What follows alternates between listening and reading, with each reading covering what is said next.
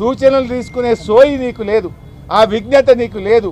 ముఖ్యమంత్రిగా నువ్వు బిహేవ్ చేయడం లేదు. ఒక గల్లీ నాయకుడిలాగా, ఒక ముఠా నాయకుడిలాగా, ఒక ఫ్రాక్షనిస్ట్ లాగా, ఒక కక్షతో పగతో ప్రతిపక్షాల మీద నువ్వు వ్యవహరిస్తూ ఉన్నావు. కాంగ్రెస్ ఏమైంది? చట్టం కాంగ్రెస్ పార్టీ చుట్టమైపోయింది రాష్ట్రంలో.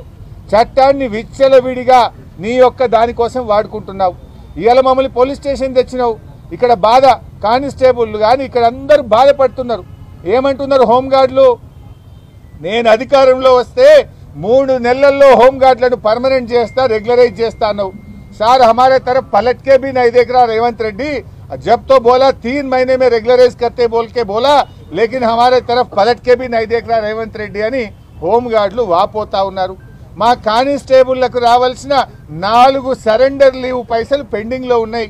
అంటే ఒక్కొక్క సరెండర్ లీవ్ అంటే 30,000 40,000 వస్తే పిల్లల ఫీజులు కట్టుకుంటాం సార్.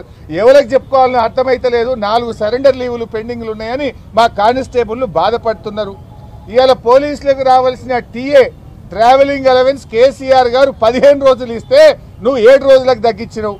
ఆ టీఏ పైసలు కూడా 7 నెలల నుంచి టీఏ పైసలు వస్తలేవు సార్. మా కిస్తీలు కట్టుకోలేకపోతున్నాం, ఈఎంఐలు కట్టుకోలేకపోతున్నామని పోలీస్ కానిస్టేబుళ్లు, పోలీస్ సిబ్బంది బాధపడుతున్నారు.